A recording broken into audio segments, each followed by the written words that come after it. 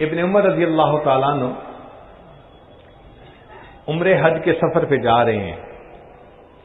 راستے میں ایک جگہ سواری کھڑی کی، سواری سے نیچے اترے اور قریب درختوں کی جگہ تھی، وہاں پر گئے اور اس طرح بیٹھے کہ جیسے قضائے حاجت کے لیے انسان بیٹھتا ہے، مگر فارغ نہیں ہوئے، ویسے ہی اٹھ کے واپس آئے اور سفر شروع کر دیا. تو جو رفقائے سفر تھے انہوں نے پوچھا کہ حضرت اگر حاجت نہیں تھی تو آپ خود بھی رکے، ہمارا بھی وقت لگوایا. تو فرمایا کہ مجھے ضرورت تو نہیں تھی، مگر ایک مرتبہ نبی علیہ الصلوۃ والسلام کے ساتھ سفر کرتے ہوئے میں نے دیکھا کہ میرے آقا صلی اللہ علیہ وسلم یہاں رکے اور قضائے حاجت کے لیے یہاں آ کر بیٹھے. اگرچہ ضرورت نہیں تھی، میرا جی چاہا میں وہی عمل کروں جو میرے آقا صلی اللہ علیہ وسلم نے کیا. کیا والہانہ محبت تھی ان کے دل. چنانچہ ایک صحابی کے حالات سے زندگی میں لکھا ہے کہ وہ افریقن ملک کے تھے تو ان کے بال عام طور پر کرلی ہوتے ہیں، سخت ہوتے ہیں، تو ان کی مانگ نہیں نکلتی تھی، جبکہ نبی علیہ الصلوۃ والسلام مانگ نکالتے تھے درمیان میں سے. تو ایک دن آگ سینک رہے تھے، سردی کا موسم تھا، اور ان کے پاس لوہے کی کوئی راڈ تھی جس سے کہ وہ آگ کو ٹھیک کر رہے تھے. وہ گرم گرم انہوں نے یہاں پھیر دی تو سر کی جلد جلی، زخم بن گیا. تو لوگوں نے پوچھا کہ آپ نے یہ کیا کیا، خامخواہ اپنے آپ کو اتنی تکلیف دی. تو کہنے لگے کہ میری تکلیف تو ختم ہو گئی، مگر اس بات کی خوشی باقی ہے کہ اب دیکھنے سے میرے سر کے درمیان مانگ نظر آئے گی، مجھے اپنے آقا سے مشابہت حاصل ہوگی. سیدنا حذیفہ رضی اللہ عنہ ایران فتح ہونے کے بعد جب وہاں تشریف لائے تو دسترخوان پہ لقمہ گرا اور انہوں نے کھا لیا. ساتھ والے نے کہا کہ یہاں کے لوگ اس کو معیوب سمجھتے ہیں. کیا اشکانہ جواب دیا. فرمایا اترک سنت حبیبی لہؤلاء الحمقاء، ان احمقوں کی خاطر کیا میں اپنے حبیب صلی اللہ علیہ وسلم کی سنت کو چھوڑ دوں گا. اس سے پتہ چلتا ہے کہ ان کے دل میں سنت کی کیا عظمت ہوا کرتی تھی، بس پتہ چلنے کی دیر ہوتی تھی. چنانچہ خلافت فاروقی کا واقعہ ہے. مسجد نبوی کا صحن جب بارش ہوتی تو پانی اس میں بھر جاتا تھا. اس کی وجہ یہ تھی کہ ابن عباس لانوں کا گھر قریب تھا اور ان کی چھت کا پرنالہ مسجد نبوی کے صحن میں آتا تھا. تو سارا پانی مسجد کے صحن میں آنے سے کیچڑ ہو جاتا، لوگوں کو تکلیف ہوتی. چنانچہ سیدنا عمر فاروق لانوں نے جب دیکھا کہ بھئی سب نمازیوں کو تکلیف ہوتی ہے تو انہوں نے حکم دیا کہ بھئی اس پرنالے کو یہاں سے ہٹا دیا جائے. بڑے فائدے کی خاطر چھوٹے نقصان اٹھا لینے چاہیے، شریعت کا اصول ہے. اب جب ابن عباس لانو کو پتہ چلا تو انہوں نے ابن کعب لانو کی عدالت میں مقدمہ دائر کر دیا. ابن کعب لانو نے بلا لیا. آپ اندازہ لگائیے، امیر المومنین بھی وہیں کھڑے ہیں اور ابن عباس لانو بھی وہاں کھڑے ہیں. پوچھا کیا بات. عمر لانو نے بتایا کہ جی اس طرح لوگوں کے عمومی فائدے کی خاطر میں نے اس بات کا حکم دیا چونکہ میں ذمہ دار ہوں لوگوں کو تکلیف سے بچانے کا. ابن عباس نے جواب میں کہا کہ آپ کی بات اپنی جگہ، مسئلہ یہ ہے کہ اللہ کے حبیب صلی اللہ علیہ وسلم نے اپنے مبارک ہاتھوں سے اس پرنالے کو یہاں لگایا تھا. میرا جی چاہتا ہے میں اس پرنالے کو اسی جگہ دیکھوں. اتنا سننا تھا. عمر فاروق لانو نے کہا کہ ابن کعب لانو آپ فیصلہ کر دیجئے کہ پرنالہ اپنی جگہ پر لگے گا، مگر فرق یہ ہوگا کہ اب عمر فاروق وہاں جائے گا اور رکوع کی حالت میں کھڑا ہوگا اور ابن عباس میری کمر پر سوار ہو کر اس پرنالے کو فکس کریں گے جس کو میرے آقا صلی اللہ علیہ وسلم نے فکس کیا. چنانچہ ایسے ہی ہوا. ابن عباس نے پرنالہ لگایا اور نیچے اتر کے کہا کہ بس میں نے ایک دفعہ اس کو دیکھ لیا اب میں پورا مکان مسجد نبوی کے اندر شامل کر دیتا ہوں۔ کیا محبت تھی ان صحابہ لانوں کو نبی علیہ السلام کی ایک ایک سنت کے ساتھ۔ ابن عمر اللہ فرماتے ہیں کہ نبی علیہ السلام نے ایک مرتبہ فرمایا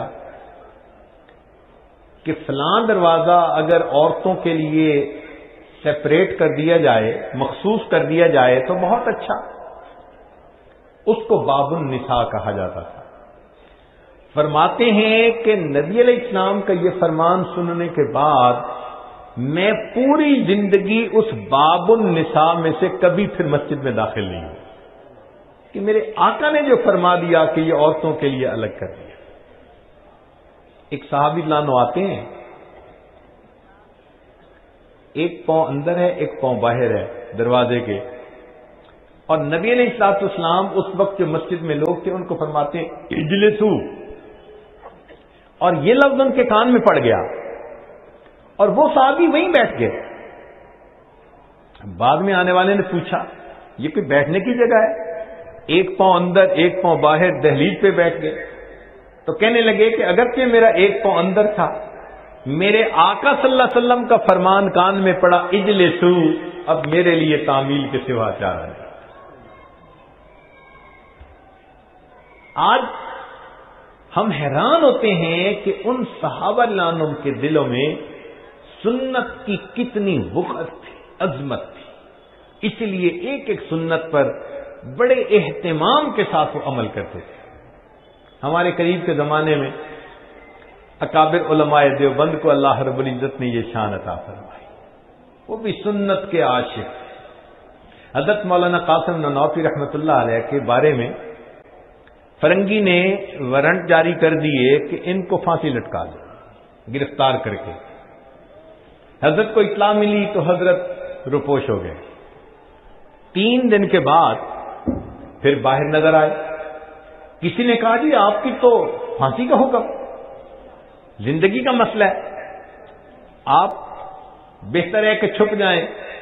تو حضرت نانوتوی رحمۃ اللہ نے جواب دیا کہ میں نے نبی علیہ الصلوۃ والسلام کی مبارک زندگی کو دیکھا، مجھے غار ثور کی 3 راتیں روپوشی کی حالت میں گزارتی ہوئی سنت نظر آتی ہے، میں نے اس سنت پر عمل کر لیا، اب میں باہر آ گیا ہوں، اگر کوئی مجھے پھانسی بھی چڑھا دے گا تو میں چڑھنے کو تیار ہوں۔ اللہ اکبر کبیرہ۔ چنانچہ حضرت مولانا رشید احمد گنگوہی رحمۃ اللہ علیہ آخری عمر میں موتیا بند آ جانے کی وجہ سے بینائی چلی گئی تھی، مگر حضرت ان دنوں بھی باقاعدگی کے ساتھ سرما استعمال کرتے تھے۔ عام لوگ یہ سمجھتے ہیں کہ سرما لگایا جاتا ہے بینائی تیز کرنے کے لیے۔ تو ایک آدمی نے کہا کہ حضرت آپ کی تو بینائی بھی نہیں اور آپ سرما لگاتے ہیں۔ فرمایا کہ میں بینائی کی نیت سے نہیں، اپنے آقا صلی اللہ علیہ وسلم کی سنت پر عمل کرنے کی نیت سے روزانہ سرما ڈالتا۔ ہمیں تو سنت پہ عمل کرنا ہے۔ علامہ انور شاہ کشمیری رحمۃ اللہ علیہ حدیث مبارکہ کا اتنا ادب تھا کہ بے وضو ہاتھ نہیں لگایا کرتے تھے۔ ایک مرتبہ مفتی کفایت اللہ رحمۃ اللہ علیہ نے پوچھا اپنے شاگردوں سے کہ بتاؤ علامہ انور شاہ کشمیری رحمۃ اللہ علیہ انور شاہ کشمیری کیسے بنے؟ تو جن طلباء کو تفسیر سے لگاؤ تھا وہ کہنے لگے جی بڑے مفسر تھے، جن کو حدیث سے شغف زیادہ تھا وہ کہنے لگے جی بڑے محدث تھے، جن کو شعر و سخن سے تھا وہ کہنے لگے جی ان کا شعر کا کلام ہی بہت اعلیٰ۔ حضرت خاموش رہے۔ پھر عقید پر فرمایا مفتی کفایت اللہ رحمۃ اللہ علیہ نے کہ یہ سوال ایک مرتبہ کسی نے خود علامہ انور شاہ کشمیری رحمۃ اللہ علیہ سے پوچھ لیا کہ حضرت آپ علم کے اس مرتبے تک کیسے پہنچے؟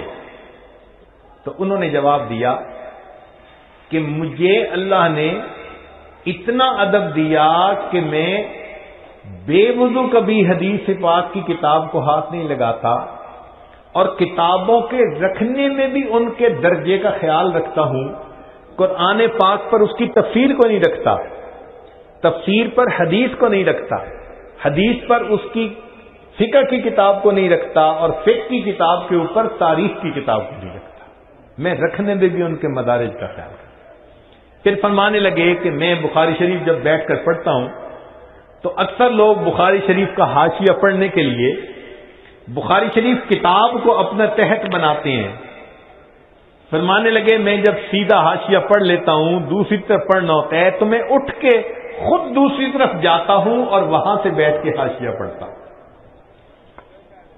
چنانچہ ان کو کثرت کے ساتھ نبی علیہ الصلوۃ والسلام کی زیارت ہوتی تھی۔ ایک مرتبہ اسحال لگ گئے، کسی نے کہا کہ حضرت آپ نے کچھ کھانے میں کوئی ایسی چیز کھا لی؟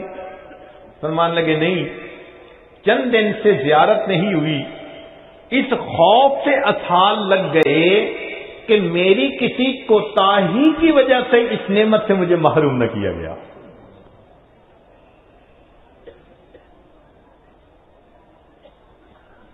حضرت مولانا حسین احمد مدنی رحمت اللہ علیہ 18 سال مسجد نبوی میں بیٹھ کے حدیث کا درس دیا، ایک ایک دن میں 11 اسباق پڑھاتے تھے۔ ایک مرتبہ روضہ انور کھولا گیا اور آپ کو روضہ انور کے اندر جانے کا موقع ملا، تو وہاں جا کر آپ نے اپنی ریچھ سے جو جگہ تھی نیچے فرش کی اس کو صاف کرنا شروع کر دیا ریچھ کے ساتھ۔ تو کسی نے پوچھا کہ ریچھ سے صفائی کر رہے ہیں؟ فرمانے لگے جس کی سنت ہے اسی کی حرمت پہ قربان کر رہا۔ کیا محبت ان کے دل میں ہوگی، اللہ اکبر کبھی۔ چنانچہ اکابر علماء دیوبند میں سے ایک ایک کی زندگی کو پڑھ لیجئے، آپ کو ان کا ظاہر سنت سے بالکل مزین نظر آئے گا۔ ہر چھوٹی بڑی سنت کے اوپر عمل کرنا یہ ان کا محبوب مشغلہ ہوتا تھا، وہ لطف اٹھاتے تھے۔ جیسے بچہ کوئی لفظ بولے نا، دودھ کو دودو کہہ دے تو ماں بھی کہتی ابھی دودو دیتی ہوں، حالانکہ وہ تو دودھ کہہ سکتی ہے، نہیں، اس کو بچے سے پیار ہے، تو بچے نے جس لفظ کو جیسے کہا محبت تقاضا کرتی ہے کہ اس لفظ کو ویسے بولے۔ بالکل صحابہ رضوان کا یہی حال تھا، اور ہمارے اکابر علماء دیوبند کا بھی یہی حال تھا، ایک ایک عمل میں نبی علیہ الصلوۃ والسلام کی سنت پر عمل کیا کرتے